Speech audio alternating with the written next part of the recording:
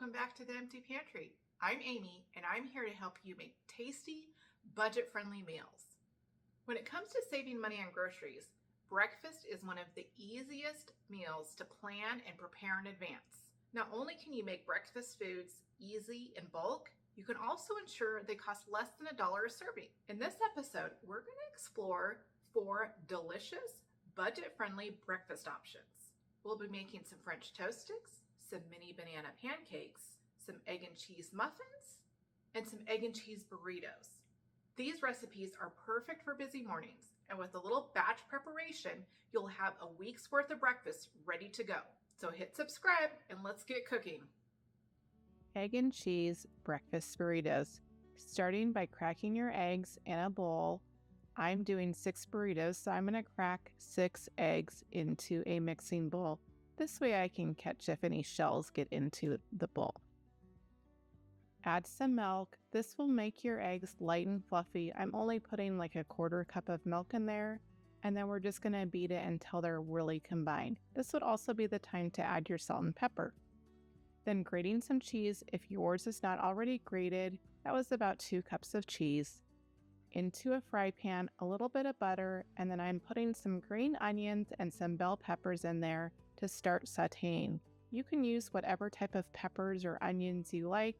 This was what I had in my fridge, so this is what I did this day. Once they start to become soft, I spread them evenly around the pan before pouring in my egg mixture. You don't have to do this, I just like to do it to try to make it more even.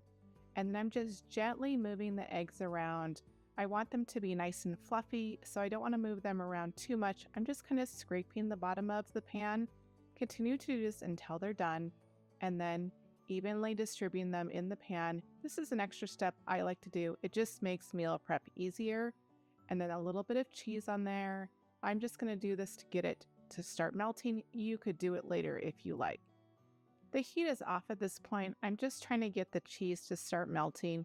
And then once it was starting to melt, I took my spatula and started to divide the eggs into the 6 portions for the 6 burritos that I was going to make. I find that if I do this in the pan, I get more even distribution when I'm putting stuff into the burritos. So that's how I do it. And then in the tortillas, so I mentioned that I'm doing 6.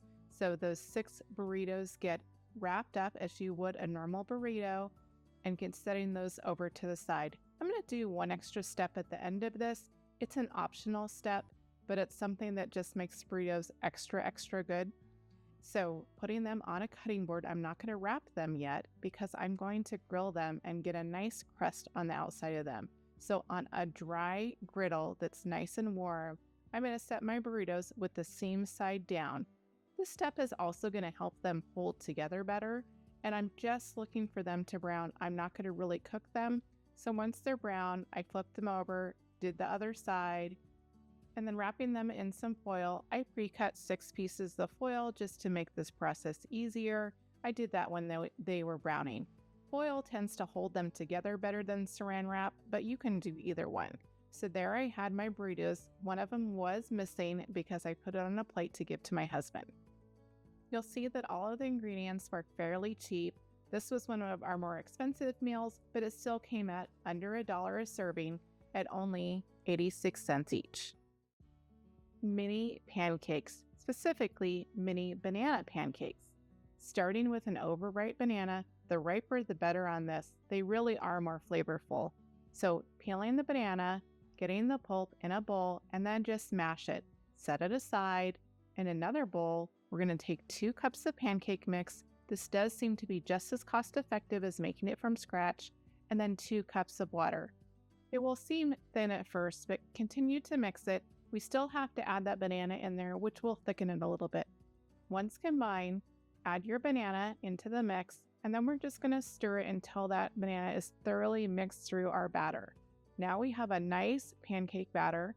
I'm going to throw a little bit of cinnamon there for some extra flavor. It was probably about half of a teaspoon. Now that we have our batter, we're going to get our griddle out. To make this easier, use the biggest griddle that you have. Another tip would be to use a scoop to get more uniform sizes. I'm using a very small cookie scoop because I want small banana pancakes. Continue to use the batter. until the griddle is full. Cook pancakes as you normally would, flipping them when they're brown. You can also make other flavors of pancakes. Bananas just tend to be easier, as it seems there's always one that's overripe. So this is a great use of that banana, but you for sure could make other flavors or just a plain pancake if you like. Moving on to the syrup, I'm using small containers that I got at the dollar store.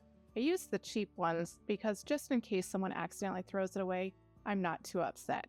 So each little container gets a few pancakes and a little thing of syrup.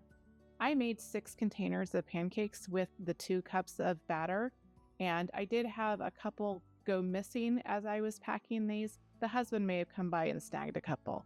You can also put these in baggies in the freezer. They'll keep a little bit longer. They're just as convenient. Make sure that you do prep your syrup in the little containers so that you're more likely to remember these pancakes are in the freezer. It'll keep a very long time in those little containers. As far as the price goes, every ingredient is very, very cheap. And so for one serving of this, it's only 25 cents. You can't beat that. Egg and cheese breakfast sandwiches. Starting with some eggs, I've pre-cracked these into 6 cups. Makes the process a little bit easier when all the eggs are ready to go and I know that I don't have any shells. So starting with 3 in a pan, that's all I could fit in my pan. Just cook them. I broke the yolk because I don't want it to be raw at all because I am meal prepping these. Flipping the eggs, I tried to get them as round as possible. Obviously, they moved around a little bit. And then I did it for my next 3 eggs, same process. And then cut my 6 English muffins. I was using a whole wheat muffin, trying to be a little bit healthier this week. And then some sliced cheese. You can use whatever kind of cheese you want. I'm using American cheese. It melts really nice and it's what I already had in my fridge. And then some eggs on top. Of course, you could add some meat if you like, but for the cost's sake, I did not put any meat on these. Once they were all put together, I wrapped them individually in saran wrap and put them in the freezer. As you can see, the ingredients are once again fairly inexpensive, and each muffin only costs 64 cents. So a nice, good, inexpensive breakfast on the go.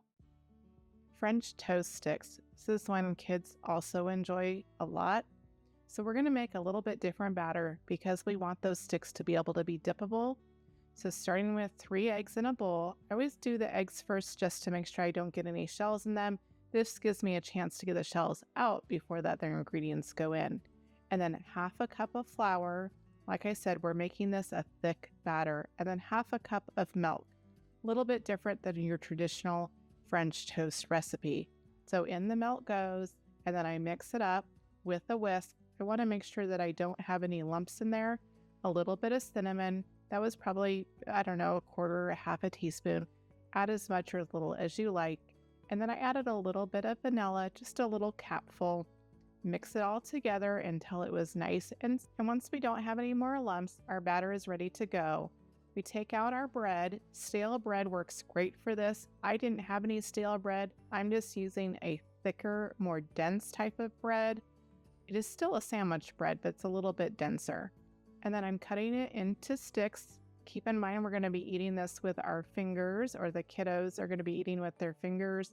And so we want it dippable to put in our syrup. Now that your bread is cut, we're going to turn our griddle on. We want a fairly hot griddle. You need to cook those eggs all the way through. So I have my batter, I have my breadsticks ready to go, and then we're going to start battering each one. Get all 4 sides of the bread battered, and once it is battered, then you're going to put it on your griddle, and you're just going to continue to do this until all of your little sticks are on the griddle. Cook them until they're brown, and then you're going to want to flip them over. They should be holding together fairly well because of how thick that batter is.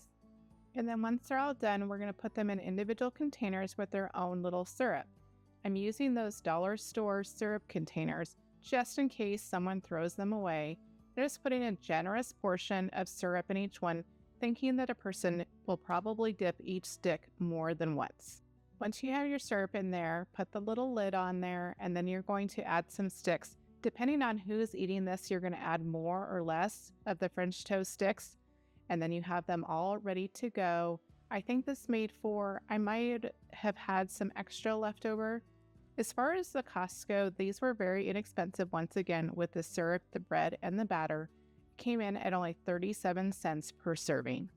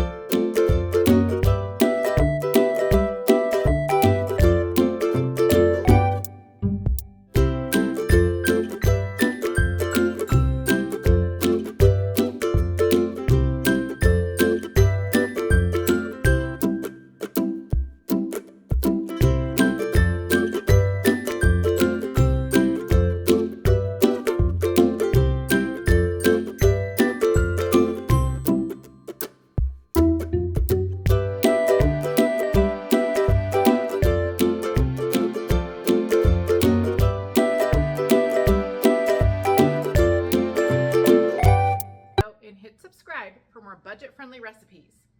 And until next time, happy eating!